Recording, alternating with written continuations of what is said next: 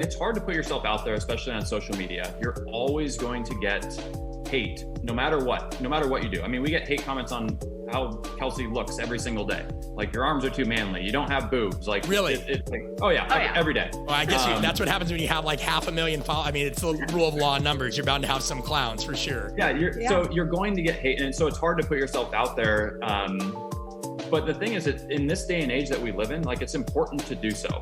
And it's important, if you want to get your message out, social media is one of the best and easiest ways to do it. And you don't have to do TikTok dances to be relevant. Yeah. You know what I mean? Like, if that's your thing and that's your personality, that's amazing.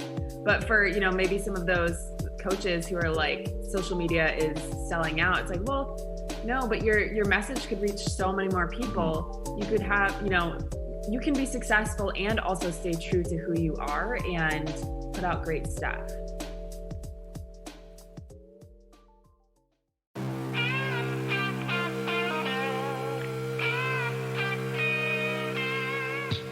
Welcome to the Art of Coaching podcast, a show aimed at getting to the core of what it takes to change attitudes, behaviors, and outcomes in the weight room, boardroom, classroom, and everywhere in between.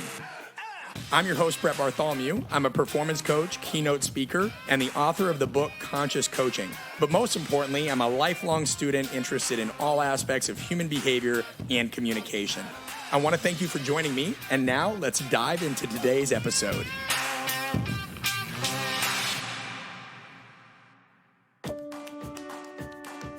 Hey, it's Brett here, and before we start the show, I have an ask. Given the challenges of 2020, as well as the challenges many are still facing due to the pandemic, we've seen an unprecedented number of people change jobs, shift the focus of their business, and even make the decision to strike out on their own. And this isn't industry specific.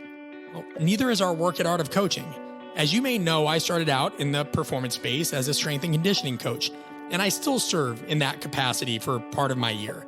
But the larger focus of our work at Art of Coaching is centered on helping leaders across all fields deal with the messy realities of leadership, coaching, and communication. You heard me right. We do not just serve coaches in the sporting community or strength and conditioning community. We use the term coaching as a synonym for leadership. So if you guide, you teach, you mentor, anything like that, whether in a large business or a mom and pop shop or a sports team, that's who we serve. And this is why we make an effort to include guests from a wide variety of fields on this show. And we also make it a point to tackle topics that not a lot of other podcasts in this space are willing to discuss so candidly. But none of that matters without your support, word of mouth, and reviews. So if you know somebody who would benefit from listening to this show, or you have a community or a newsletter of your own, we'd appreciate you telling them about the podcast. We realize we're not perfect. I realize I'm not for everybody, but we and I do our best with a small remote team of people to bring hard-hitting topics in a tactical and transparent manner to you. We're grassroots and no nonsense, like many of you. So please share an episode with somebody you know, leave a review on iTunes, or become a patron at artofcoaching.com/patron. That's artofcoaching.com/patron. And no, we don't take it for granted. And you have our word. We're always going to continue to do our best for you. And of course, thank you.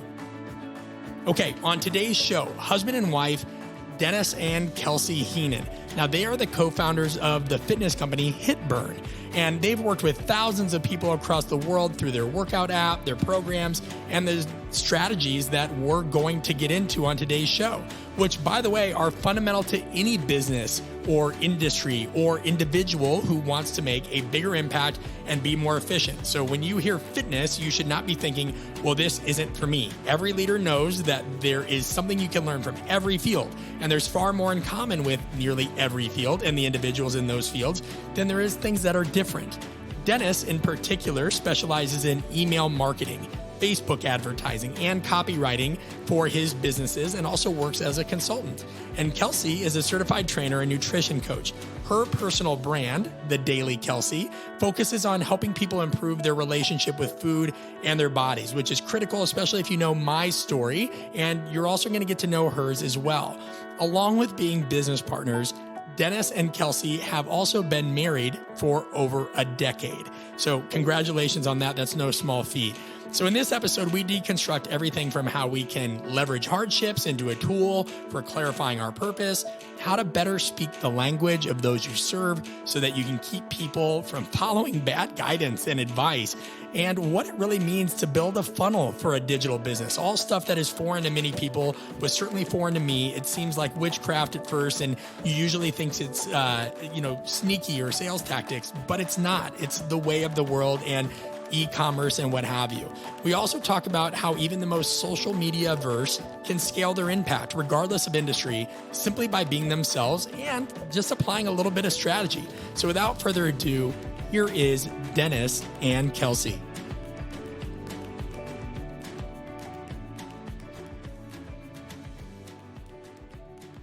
Kelsey and Dennis, welcome to the show. Thank you so much for having us. Yeah, listen, it was a no-brainer, especially, and we've talked about this a little bit off air. So much of what we do at Art of Coaching is helping, whether it's coaches or executives or leaders, kind of tell their story and build their brand in a way that helps them stand out without selling out. And so it's a no-brainer to get you guys on, because even if certain members of our audience aren't familiar with you, I look at what you guys have built and the empire you've built, and it's just a masterclass for any leader in any organization of how to keep people engaged, how to put content out there that kind of walks this line of like, sometimes you've got to meet people where they're at and use certain verbiage, and other times you've got to stay a little bit more closer and convicting to kind of core values and what you're saying, but you've got to show these different faces at different times, especially now in this digital age. And you guys have just done this in a really unique, impactful way, from the way you market yourselves digitally to the way you formulate your content. So, well done on that front. And I'd love to learn a little bit more about, how did you guys start to craft this? Obviously, you have your story, and we'll get into that, and we'll talk about the unique roles you play within the business. But just in terms of this period in particular, like COVID and everything else, how have you guys addressed like really finding and engaging your audience the way you have? In COVID in particular, we've had to make some changes. For example, in HitBurn, right before COVID hit, we had a challenge planned that included dumbbells. And so then lockdowns happened and we realized we cannot release this challenge right now. So we very quickly pivoted and created a whole new thing in a very short amount of time. So we created this bodyweight challenge, and it really resonated with our people. Everyone was so excited. Was that our biggest challenge? Yeah, that was our biggest challenge. That was our biggest challenge ever.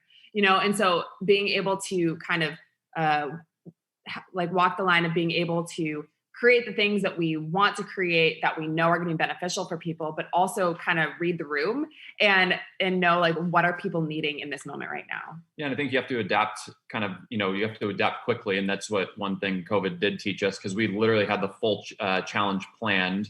It was supposed to launch, I think, March 30th, and lockdown started happening March 15th.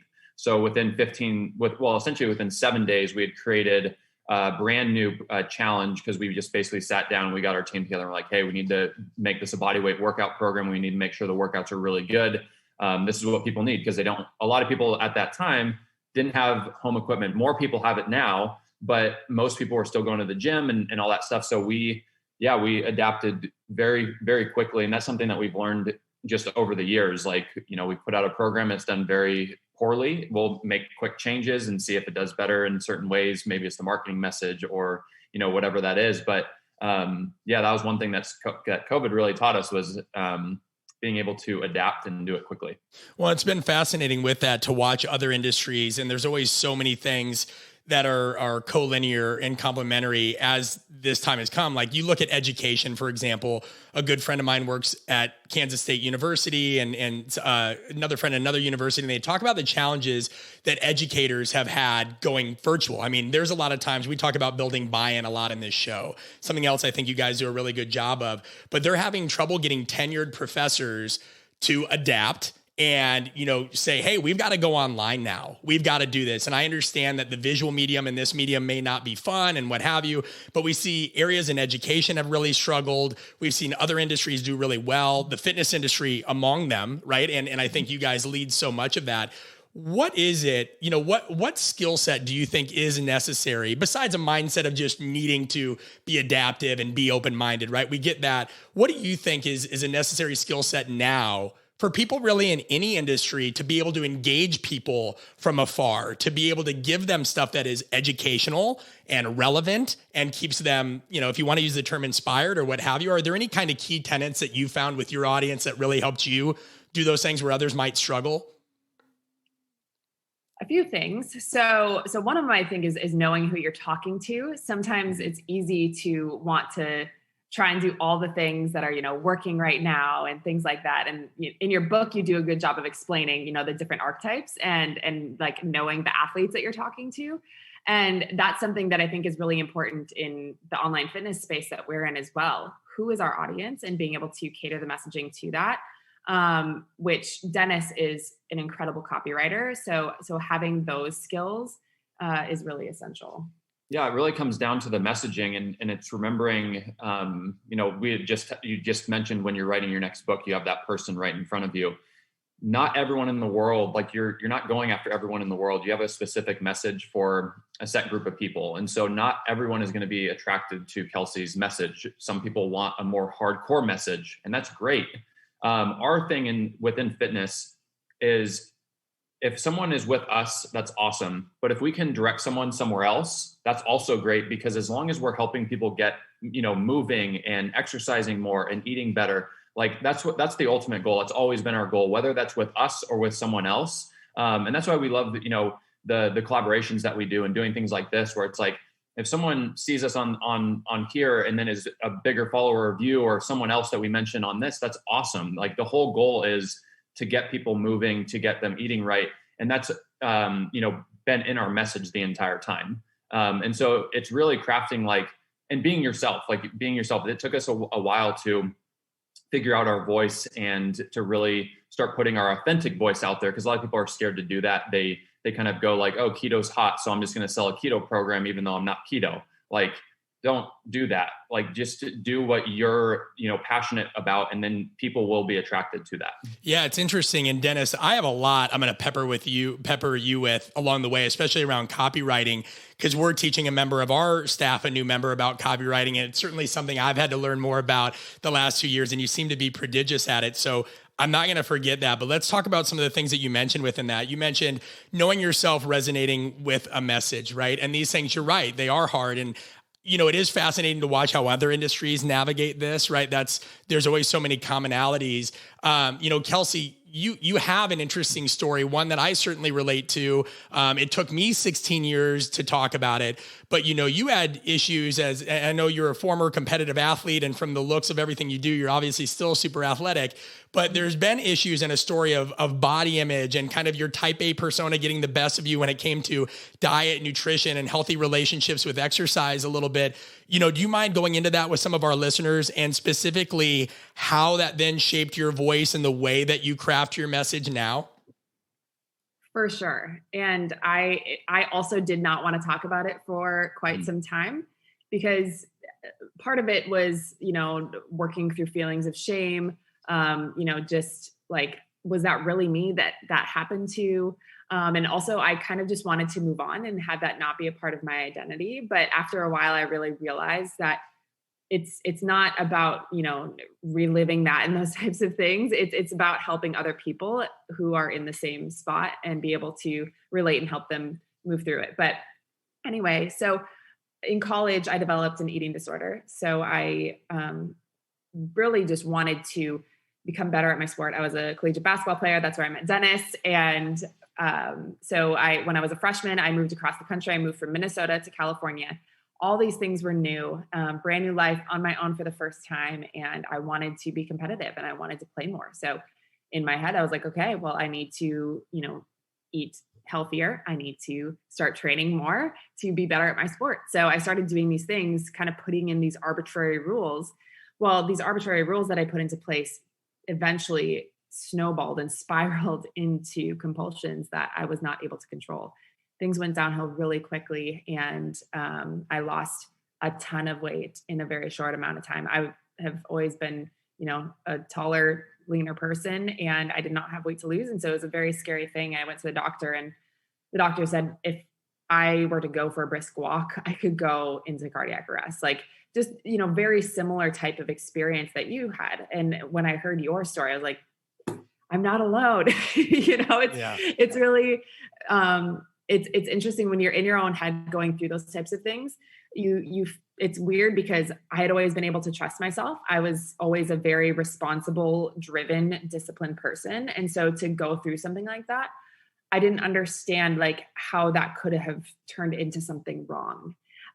So through that, I got diagnosed. I went into treatment. Dennis was a huge piece of me being able to move through the recovery period and then overcome all of those things. So after that, I eventually was able to just move through it, be able to live my life without any sort of disordered eating patterns, behaviors, compulsions. And I definitely waited a couple of years before I moved into the fitness space, because I was like, I just want to be a healthy, happy human and not even have to think about those things. So after a while, I mean, I just love fitness. I love athletics. I love all those things. And Dennis and I, would work out together. We'd eat all of our food together. And we had this dream to be able to help people together. So that's when we created our business. Well, and Dennis, within that, and I don't mean to interject, but there's a lot of people that had to be hard for you to be like, how do I handle this? And I know just from some of the research I've done and getting to know you guys, I know it's a parasocial relationship because you're like, oh, I don't know what this guy's researching on us. But I remember, just saying like, didn't you call her mother, or was there something where it's like you realized there was a problem? Like what went through your head? Because there are going to be people listening. I mean, listen, we have somebody in our network that is an executive of a company that churns out millions per year. And you'd never know it by looking at this guy. He looks like a linebacker, what have you. And he had these issues, and he's not in fitness, and he's not these things. So like, if there's somebody out there that's hearing this, or they think their partner has some kind of unhealthy relationship with whatever, whether it's food or drugs or what have you, like, how did you internalize that at first? Did you recognize it?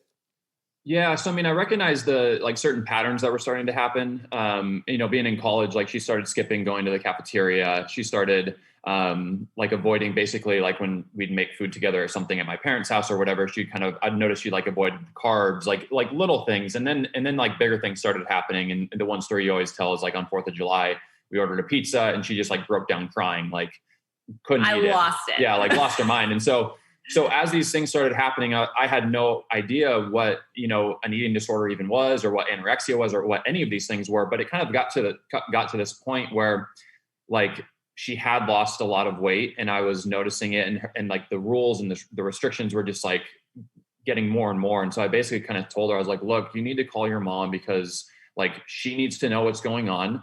And if you don't call her, I will.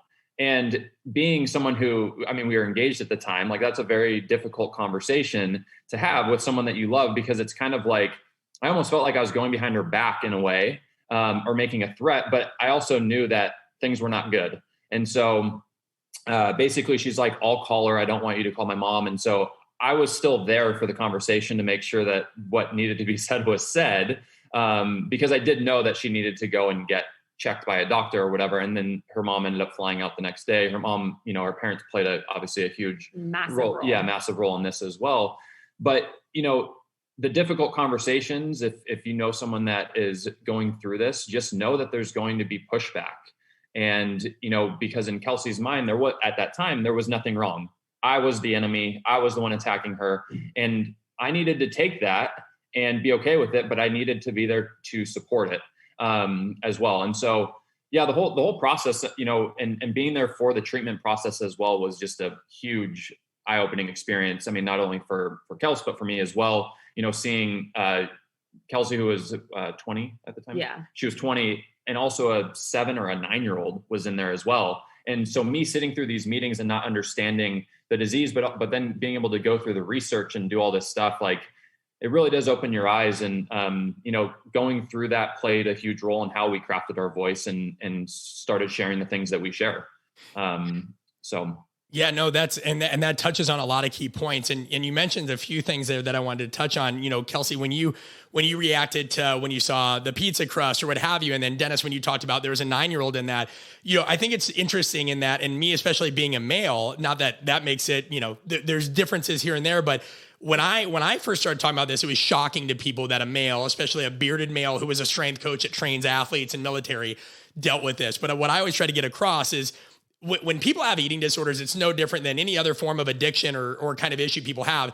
I imagine, and I'm asking this honestly, we've never had this conversation for those listening. It's not about the crust. It's not about calories. It's not about these things. There's some other aspect there. Like I would have to imagine, right? Like, was that the issue, like really at the core of it, or what did you find was the issue? For me, for example, it was like, I needed some sense of control in my life. I had friends that turned to hardcore drugs. My parents were, I was switching houses every night because they had joint custody. I learned that it was an outlet for a natural heightened level of anxiety because I hadn't found what I wanted to do yet. So you pour it into something that feels cathartic, which is exercise. And I was searching for some kind of like routine in my life. What was it for you really looking back at that now? It's so hard because I don't know if there was necessarily like one thing. For me, it was kind of this perfect storm of all of these things that combined into this horrible monster. Like I do think perfectionism was a piece of it, wanting to just like be perfect in every single sense of the word. Performing better was like what I feel was like one of the big things that I was like, okay, that's what I want to do, because I was like competitive and wanted to do a good job.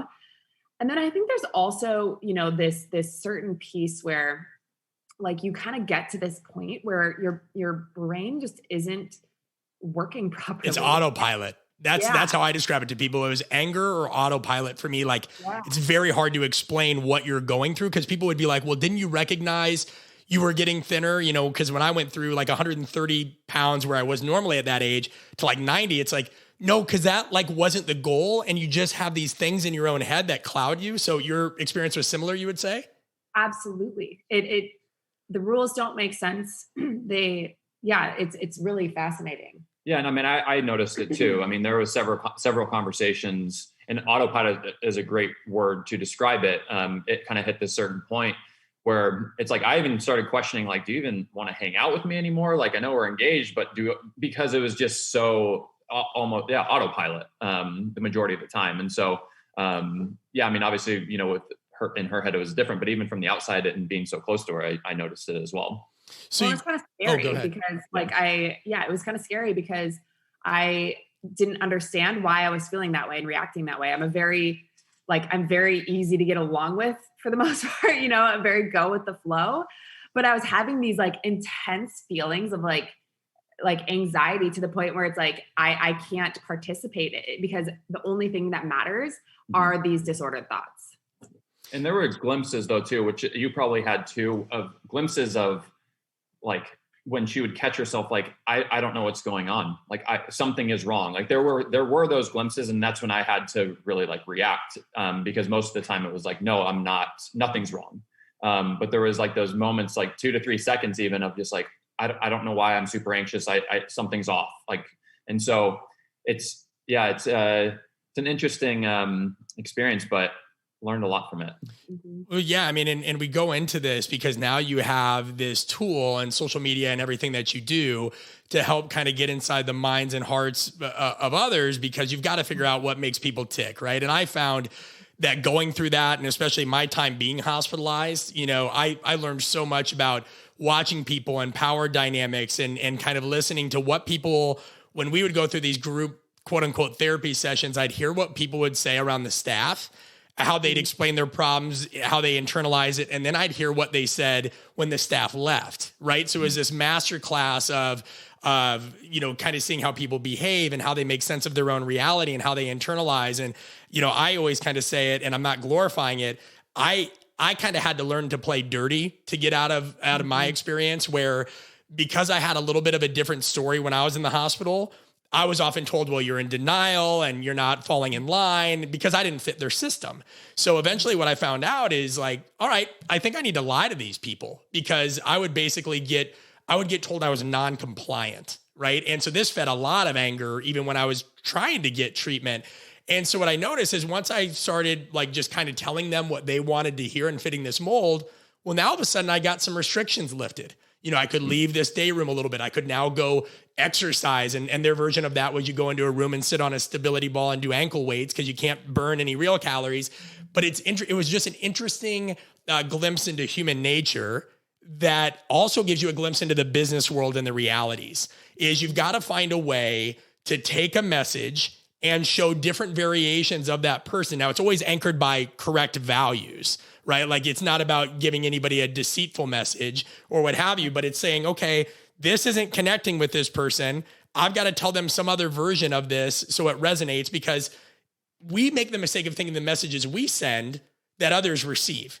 And Dennis, that's where I want to learn a little bit more about your story and your role too, because you handle copywriting and email marketing and these things I've learned after just being a strength coach for 15 years, but going into my own business the last 6, doing so many other things, I've had to learn these skills.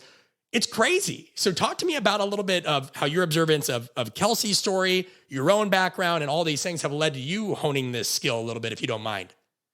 Yeah. So, I was always into sports growing up and fitness. I really got into, weight training and working out in college. Had, my own transformation. I was like 6'6", 165 going into college. So just a really like thin person, and then gained like 30 pounds of muscle in one summer.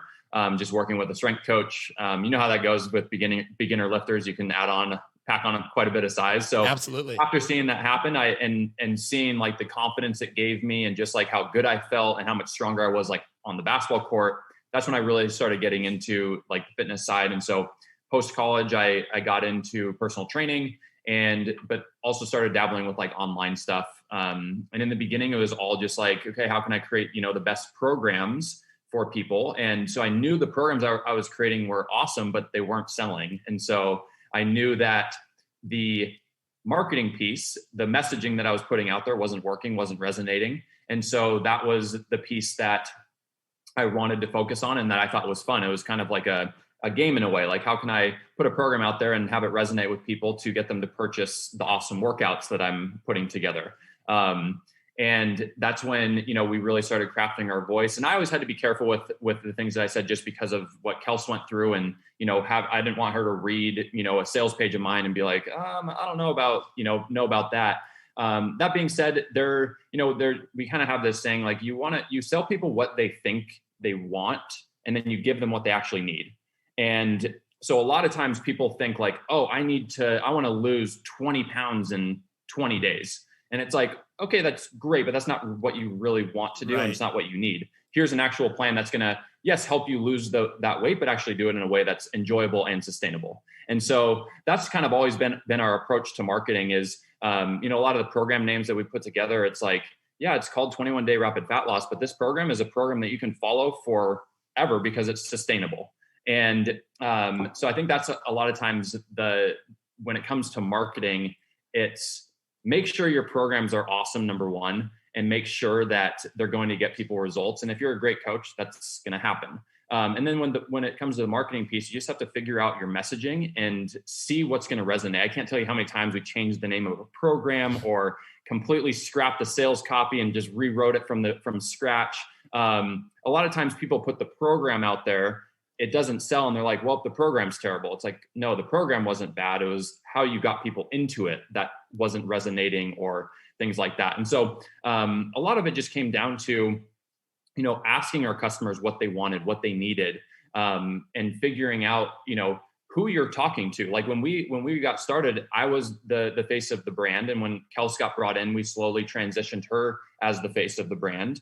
And we noticed the shift in our audience started going more towards women. And so a lot of the sales copy that I started writing was, instead of being, both to male, female, it's more towards the female side now, because that's the majority of our audience. And so it's really understanding, like, who am I speaking to? And if you're writing a fat loss program, don't speak to someone as if you're trying to help them gain 10 pounds of muscle. Like you have to know how you're kind of speaking to that specific person.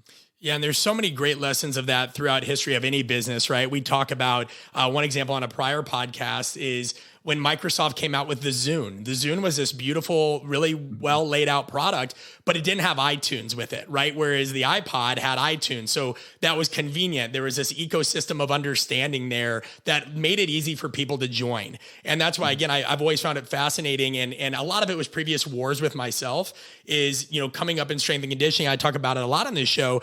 You were a sellout if you even got on social media. And now we're seeing this huge shift because of the pandemic where strength coaches are realizing like, hey, maybe I can't be quite a purist anymore. Because you have coaches that are saying, well, I can't keep my athletes, and it doesn't matter if they're coaching pro athletes or what have you, engaged, from afar. And it's like, well, listen, like you're going to have to give a different version than you would give there. But it's so hard for people because they don't understand this balance of give and take. Like you said, know your audience and understand that, of course, you have to write great programs. And just like any company's got to create a remarkable product, but that's not enough. And you've got to, and I started looking at my own lens through my own dogma all these years ago and saying, okay, I've checked a lot of these boxes, but if it still doesn't incorporate some aspect of what the athlete wants, they're not going to be able to do that.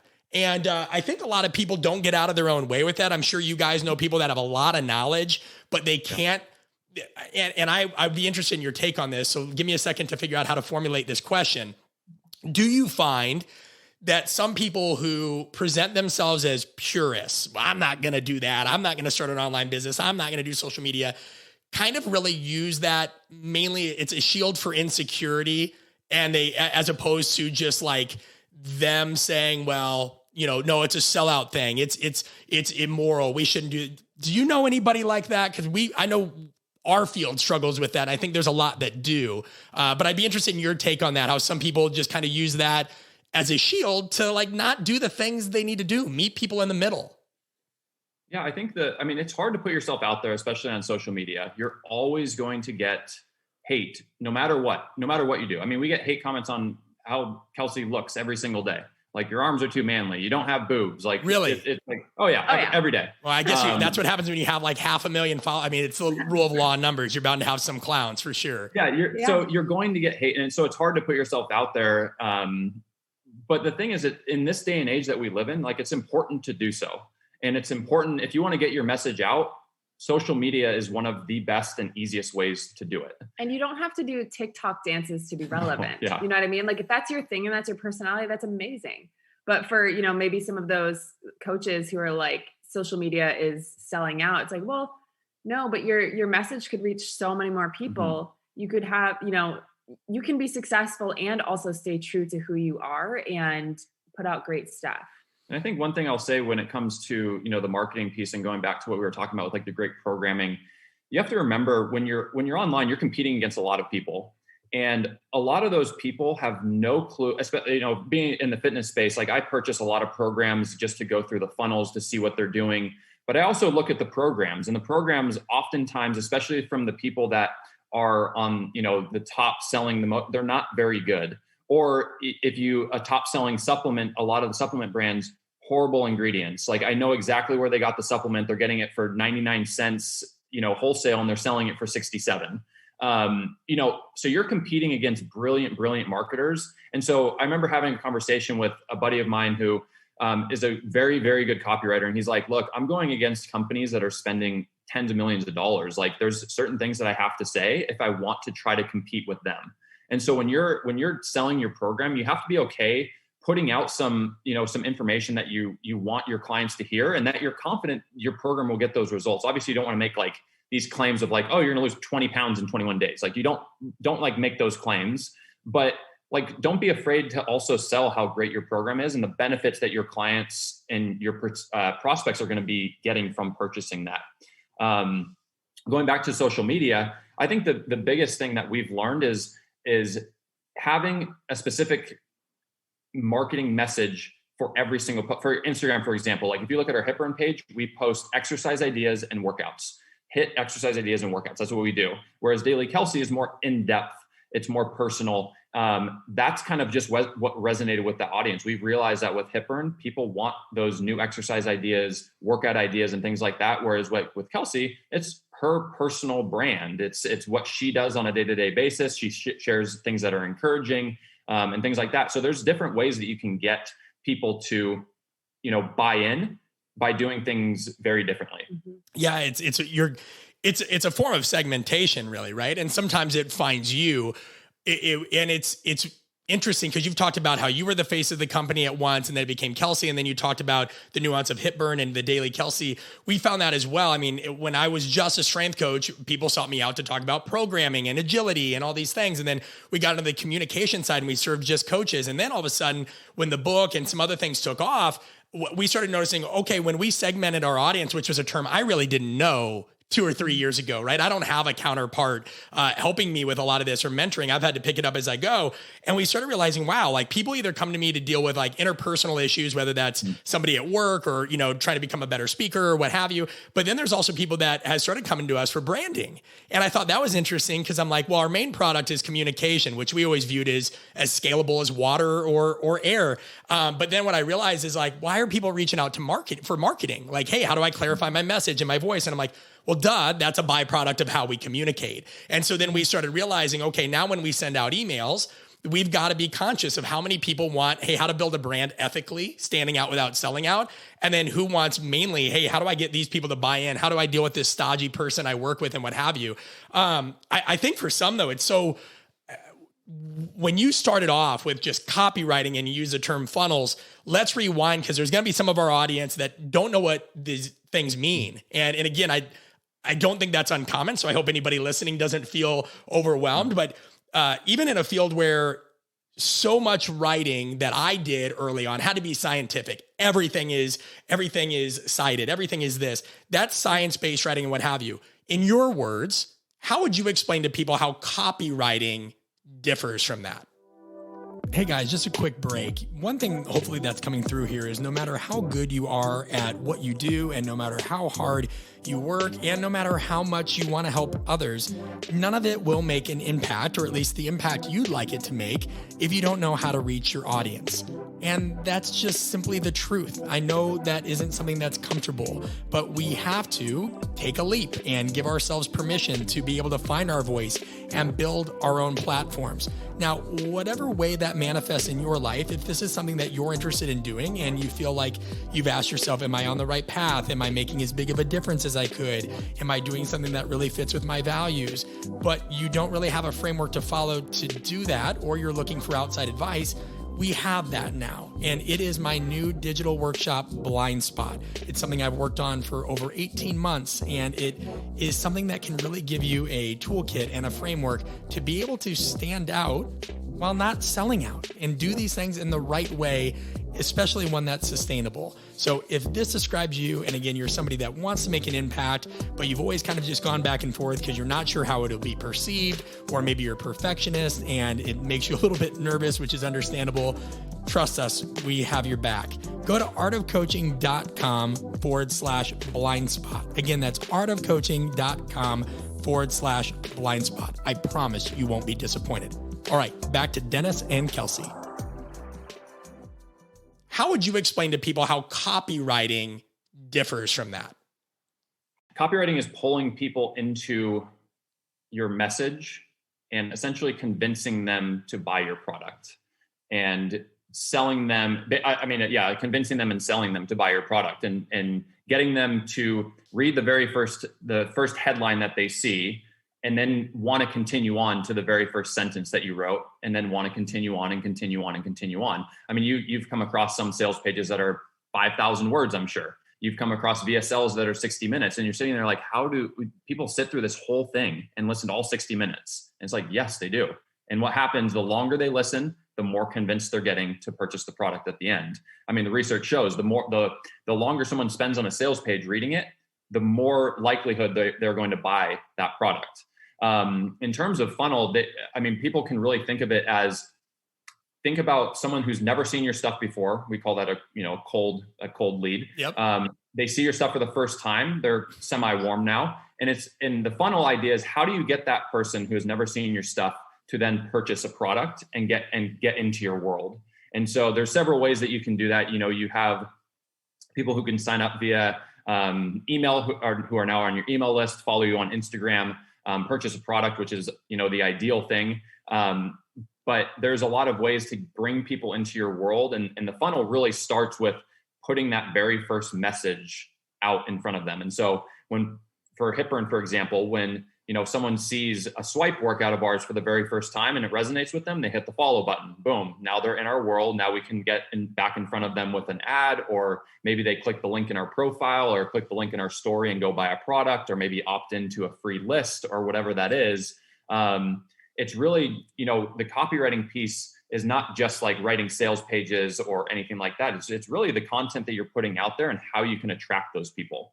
Yeah. And it's go facts too. Sorry, I'll jump in. Please. It's more than just like you were talking about, like research writing. It's so much more than just like saying, here's my knowledge and I'm giving you facts. It's more like, let's bring in the mentally emotional side, tell a story, draw you into our world to be able to communicate with you in that way. So it's a little bit more of a softer thing to be able to get the point across in that way, rather than just like a transfer of knowledge.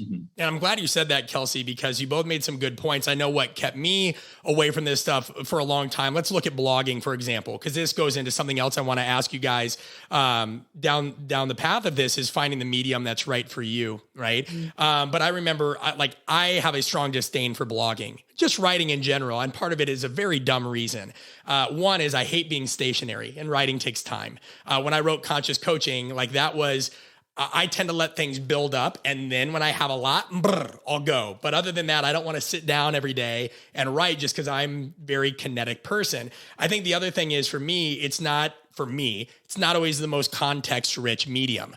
For example, if somebody writes me an email and says, somebody did this the other day, hey, how would I build buy-in with this individual?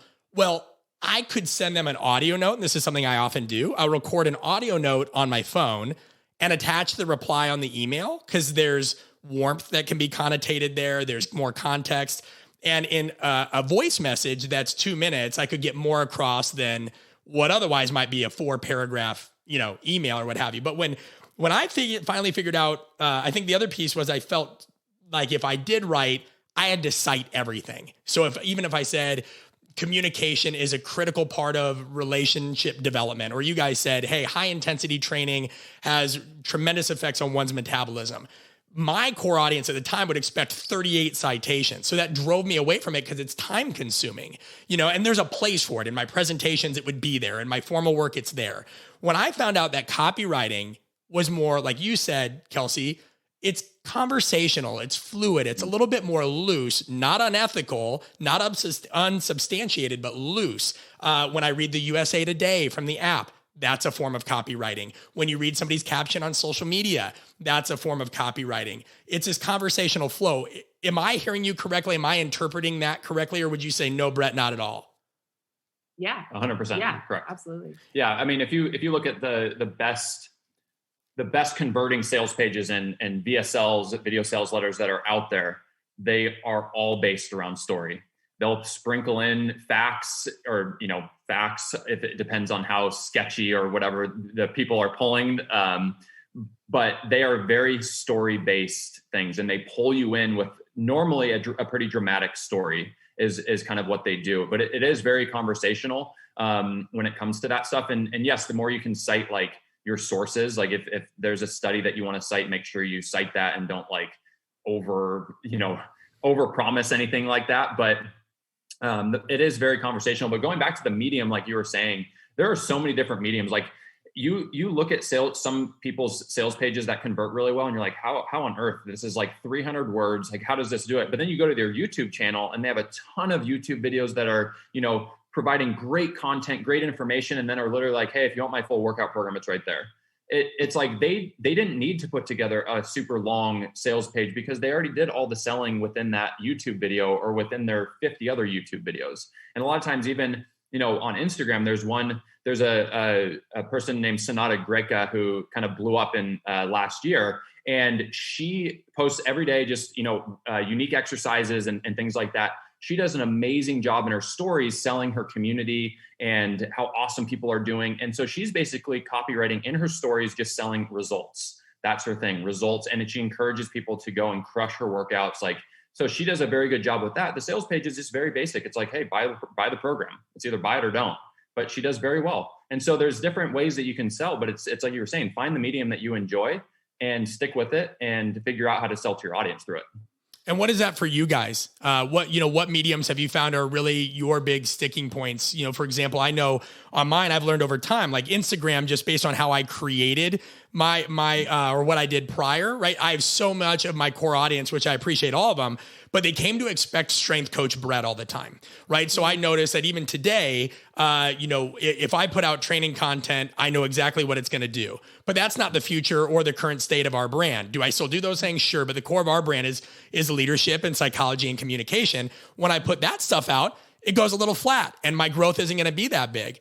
But we kind of learned to not accept that, but like we understand the realities of it.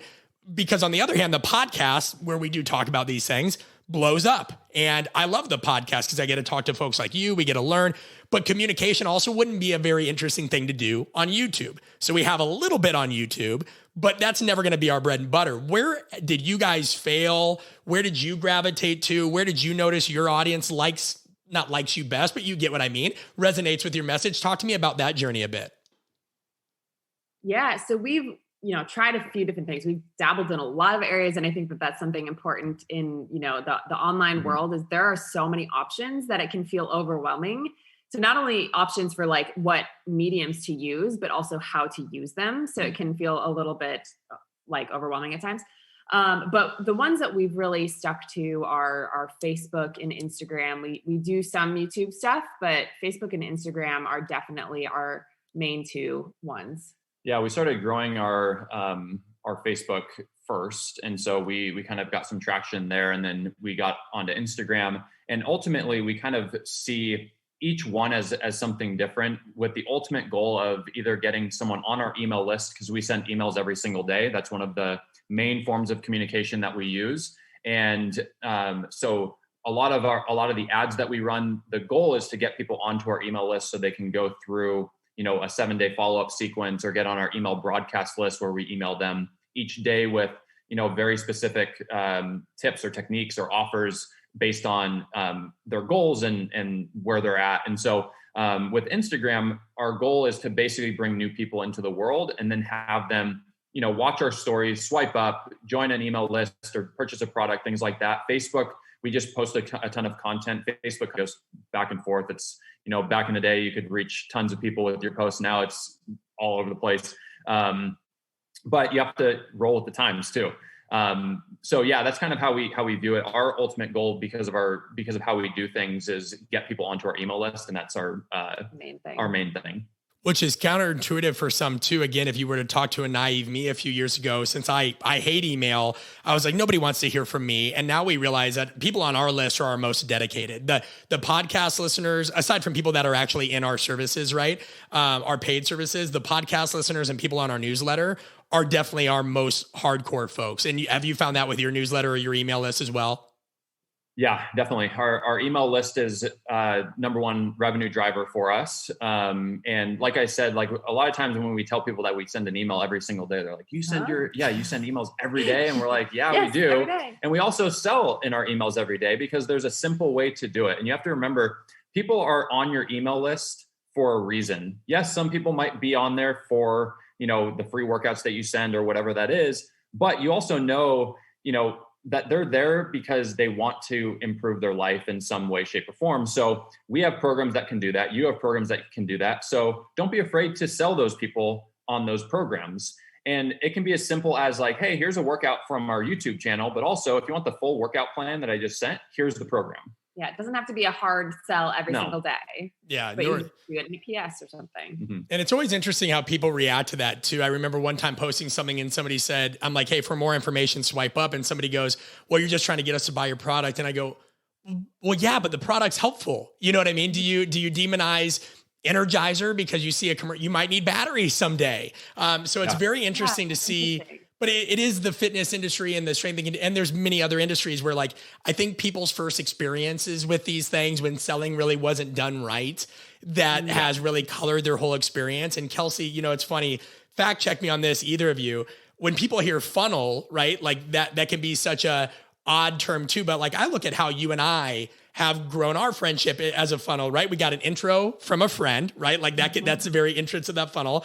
That started with a phone call. We got to know one another better. If we were in the same city, I would imagine we would have met for coffee or something like that. And then, now you're on the podcast, and we see different stages of relationship building. And that is what I hope people, when they hear you talk about it, they understand that a funnel isn't a devious thing. It's a relationship. It's a journey. It's navigating the story with your favorite character. It's not just, hey, get to our highest price thing. Am I correct in asserting this? You're building a relationship with these people. Mm-hmm. Like you're providing a service for them. I mean, people like in the actual gyms, they're not mad when people come in and you sell them in person. It's a very similar type of thing. You're just building a relationship with them, but you're doing it in a virtual way. Like what a gift it is that we live in a day and age where we can reach people all over the world. I work with a woman who lives in Kuwait. There's no way that I would have been able to meet Nawal if it hadn't been for the internet and doing online business. You never know whose lives you can impact and how they can enrich your life as well. If you don't put yourself out there, if you believe that you're selling out, it's like, no, what an incredible opportunity we have to have these tools, and you can still be yourself. And it's essential that you be yourself. Right. Yeah. That's the biggest thing. Yeah. And I think when, going back, like you need to be confident in your products and services. Like we used to do a lot of affiliate marketing. That's how we got started. And there's nothing wrong with affiliate marketing. However, what I started realizing was, we would sell an ad program and then we'd have people emailing in like 2 days later telling us that they bought someone else's ad program. And I was like, wait, why would you do that? And it's mainly, a lot of in the fitness industry, people always want that next best thing. So they bought mine and then someone else had a better marketing message and they bought theirs as well. And so when I started getting contacted by affiliates like, hey, will you, promote my ad program? I was like, why would I do that? I have my own I think is better, so it's having the confidence to go out and actually sell the product. And like you were saying, like when we get people complaining like, oh, you're just trying to get me to buy the product. It's like, well, no, we have like 300 videos on YouTube that you can do for free. Yeah. We have over like 2,000 posts on Instagram that you can do for free. So it's like there's other places we can send you, but we're just building the relationship. And like you were saying, like the funnel's shaped like this. They're up at the top. You're just trying to push them down more and more into your world. And the more you do that, the better relationship is going to be. Yeah, that's well stated. I think one of the other excuses we hear a lot, and I know I've made them in the past, is, and it goes back to what you mentioned about confidence and being yourself, is sometimes people, and you guys do such a great job and it fits you. You guys have high quality video, you have graphics that'll pop in, right? There's all kinds of people that have very nuanced kind of presentation, but it also doesn't have to be that. I know my DMs are always filled with some, these people that spam you and they're like, hey, your program could be getting more engagement. And I've had people say, hey, why don't you do a video that, you break down communication or how to train all these archetypes or what have you? And I just said, listen, that's not the core of my business on social media. One, two, I don't have access to a camera person or a creative team that can do these things. And three, it's like, that is a route we could go, but I think people, they also need to know, just do what fits with your lifestyle and is consistent. For me, I get a pretty good response relative to my audience, even though the metrics are low, especially compared to folks like you, where if I just turn on my iPhone and I rant on something real quick, that my audience appreciates that. And that takes no graphics, no nothing, no what have you. But my question to you is, for the person that feels like, hey, well, I feel like I have good information, but trying to put it out there in this way that is visually engaging is beyond me or frightening, or they don't feel like they have a camera or the assets or the kind of people. Is that necessary? I know it can help, but what else could they do if they don't have that or that's not their style, do you think, that can really engage people? Does that question make sense? Absolutely. Okay. Absolutely. And it's interesting because, we've tried a bunch of different things along the way. And sometimes the, most engaging or, if it's an ad best converting things are when I flip on the camera, my hair is bananas and I have no makeup on. It costs $0 to produce this, but it works really well. And then on the other hand, like we do have some more highly produced things, but we found a lot of times those types of things are great for more of like a sales page, where it's, this is the buttoned up program, but we also didn't start that way. We started, both of us, editing all of our own videos, taking all of the photos. I mean, on an iPhone. I mean, we didn't have any, super fancy tools. as you start to grow and change, you can, make things pretty, but like the branding piece was never really what we focused on first. We focused on the messaging and creating amazing products. Yeah. And we've tested professionally done videos versus iPhone videos, professionally done photos versus iPhone photos on ads. And most of the time, the iPhone videos and iPhone photos convert better.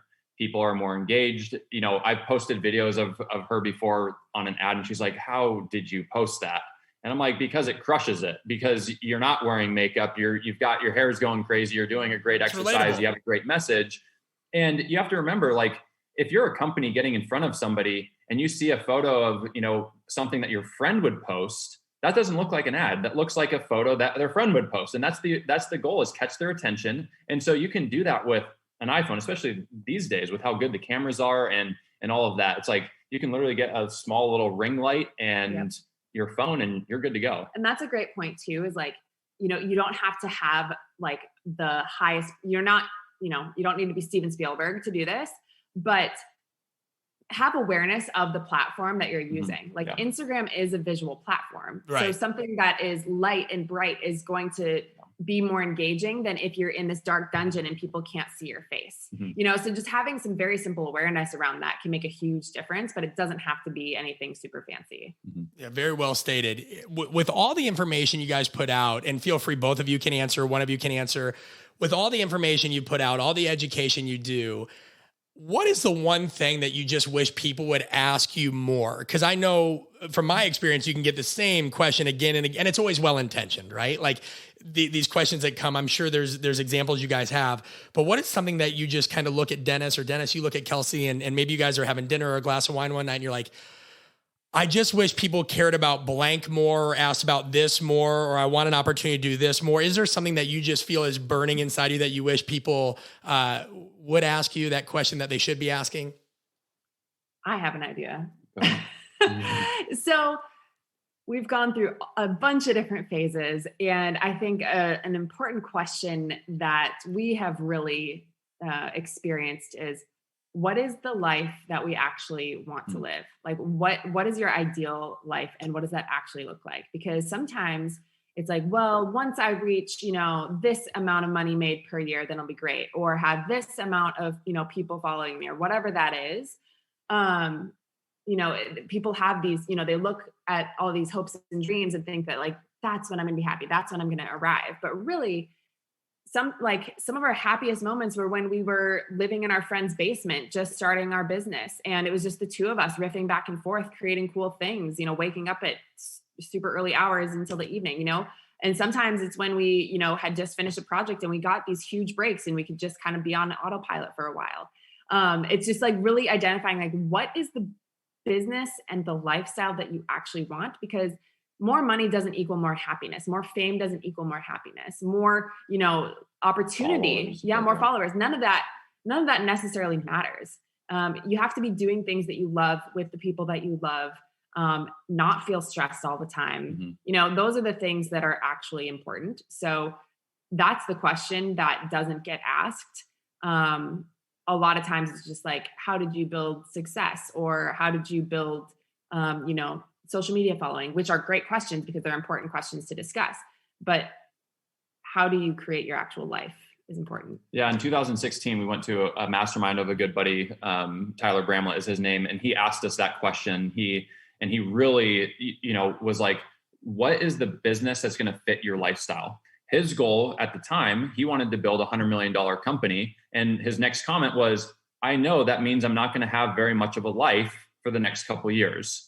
And for us, like, we love to travel. We love to go out to eat. We love hanging out with friends. And we both knew, we're like, that's not what we want. That's not the personality that we have. Like, we want more of that lifestyle business, and that's great. And I think a lot of times it's like, yeah, you look at the people that have, all of these, followers and are crushing on, but you're like, but what type of life do they have? At what cost? Right. Yeah. At what cost? And some people, like, that's what they want. Like, there's some people that are listening right now that they're like, I want a $2,500 million company and I will do anything to get there. And that's awesome. Like, go for it.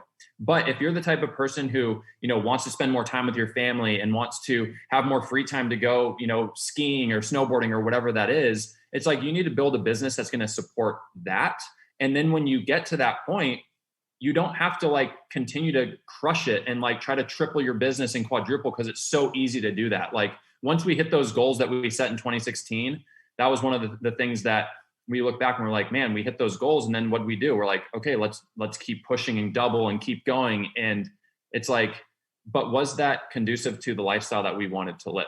And so that's the question that people should ask. I couldn't agree more. It's a question that my wife, and I love that you guys worked together maybe a year ago, close to the day. My wife left her full-time job to come work for Art of Coaching because the rest of our team is remote. And, we ask ourselves this, and it's a big reason why, like, we have a mastermind called the Coalition, but I always tell people, don't join if you want the 10X your business bro shit. It's just not, that's not wrong for that person if that's what they want. But I know, I look at my habits every day, and I know that there's a certain amount of time I want to watch a show with my wife. There's a certain amount of my day I want to be mindless. And I know that will lend itself to me not building $100 million business. And I'm okay with that. I don't need that. It's kind of like when somebody says, you should blog every day, Brett, because it's 13 times as SEO. And I go, I don't want to every day. And I know I could hire a VA that takes all my Instagram posts and puts it on the blog and does this. But like, I like the podcast. I like conversations. Like, let me do that. It's going to be consistent and it grows. And so I love that you guys have said that. I guess it kind of led into the other question, and I want to be respectful of your time. What is the dynamic of you two working together like? I mean, you both seem very organized and thoughtful. Are you the type that within your business, you batch stuff and then that allows you to have free days? Do you kind of microdose every day, for lack of a better term? Do you get in arguments? What are those arguments about? Like, what is, because there are people that like to step out and do something on their own. And the curse of the business owners, nobody's ever going to care about it like you do, except maybe your spouse, because now there's skin in the game. So feel free to take this wherever you want. I'm just fascinated by it, and I'd love to get to know you both more in that capacity. Yeah, we've been working together full time since 2014. So we've learned a lot. And in the beginning months, we had to be open with communication, and we also had to be open when it was time to work and time to stop. That was one thing that would constantly, in the beginning, it would kind of, you'd finish working and then it would bleed into dinner and then bleed into right before you're going to bed. And then it was like 24/7, you're basically working. And there's been a lot of learning experiences for us over the past couple of years and figuring out like, okay, when we're taking time off, like we're off. Like if work talk does come up organically, that's fine, but it's not like one of these things that we're constantly trying to talk about. But we work together very, very well. Like the biggest piece is just communication. And I think in the beginning it was understanding, like there was times when if I was frustrated with something, I wasn't frustrated with her as my wife, it was with something within the business that, maybe in the beginning she took as like, oh, he's attacking me, but we just communicated through that. It's hard. And it is. Yeah, it for sure is. But again, it comes back to that communication. It's understanding and having those talks. Yeah. I mean, a specific example is when I first started working with him, Dennis, like we've said, is a copywriter. So he's, doing his thing, headphones on, in the zone. And I'm, doing more behind the scenes, like customer service stuff. I'm like, Dan, what would you say to this person in this scenario? And he's like, huh? And he would like take off his headphones and like I kept like interrupting his flow, and he got really mad and was like, hey, like I need to focus here. Like I'm in the zone trying to write these things. Like if my headphones are on and I'm locked in, like just wait for like 10 minutes and then we can talk. I'm like, perfect. That sounds great. I can wait 10 minutes to get back to these people, so it's just that. And also just, we're both pretty easygoing people. So that is very helpful in a lot of ways. But just making sure that if there is something bugging us, it's like, okay, I know something's bugging you. We got to talk about this. What is it? And just really trying to dig in, like take care of stuff. Yeah. And I think one of the things we're trying to do more of even now is taking, time off. So taking weekends off and planning 3-day getaways or a 7-day vacation where you don't do anything, or, whatever that is. Playing horse. I see your basketball games. It gets playing horse, like doing fun things. And cause it's like that, like going back to, building the business that you want, like that's what we want. Like we would want a business that allows us to go and travel and do things and take 7 days off and, not have to check email and things like that. And so Yeah, but again, I would just reiterate like the communication piece and understanding like it's not a personal attack. Like even if she messes up in an ad or something, like it's not like I can say that was terrible, and she knows I'm not attacking her. I was just attacking the way that she said it or whatever. And that's also like time and practice. Yeah, because I am a pretty sensitive person in some ways, and so having Dennis coach me in like camera stuff where it's like, I feel like I have the energy, and he's like, what, that's just, you need to like pick it up a little bit because it doesn't read that way. It feels a little flat. At first I was like, bro, like get out, like I'm doing this. but honestly, it is helpful now because I'm like, okay, I feel like I'm being energetic, but if it's not reading that way, like he's seeing that. And so he's just making me better in that sense. And, I give him feedback in a lot of ways too. So it's just working through it. Yeah. And we have a lot of things that we joke a ton, like we have a ton of fun, like doing the business together. And so like an example is one time we were filming with our videographer, Matt, in Portland, and Matt like stops the video and just goes, Kelsey, fix your face. Like didn't really know like what to say. And it was just because she didn't have the energy. That was basically what he was saying, but he didn't communicate it. It was so funny. Yeah, we always now, like if she doesn't have energy, I'm just like, Kels, fix your face. That's a really good example. I mean, there's many good examples in that. I mean, I remember it's tough to make sure it doesn't come across as an attack, especially when working with anybody, but of course your spouse. I remember just last week, we have a team meeting every Tuesday, right? And my wife was on, and my wife is very low key, very chill, very happy person, but she can have a tendency, and just like I have a tendency to sometimes be very animated and seem more intense than I may be in the moment, because I always feel this sense of urgency. She has a tendency to kind of she'll get monotone on team meetings. And sometimes it can come across as like being defeated. And I just said, hey, there's been 3 moments now in the team meeting when we're meeting with our team remotely, who some of these folks we've never even got to spend like physical time around, right? Based on either when they joined the company or COVID or what have you. I go, we need to be mindful of this because we're doing a lot as a company right now, and they could misinterpret your tonality as something's not going right in the company. And during COVID, especially, we don't want to give that off because one, it's not true. And she's like, oh my God, like really? Like I didn't even notice this. And we record all of our meetings so she could go watch it. And she saw that. She's like, I'm just in my own head thinking of what I'm going to say. And of course, you guys know, we've talked about with copywriting and delivery of anything and coaching, it's not just what you say, it's how you say it in the smallest moments of our life, just as much as it is the biggest moments, right? Totally. Yeah.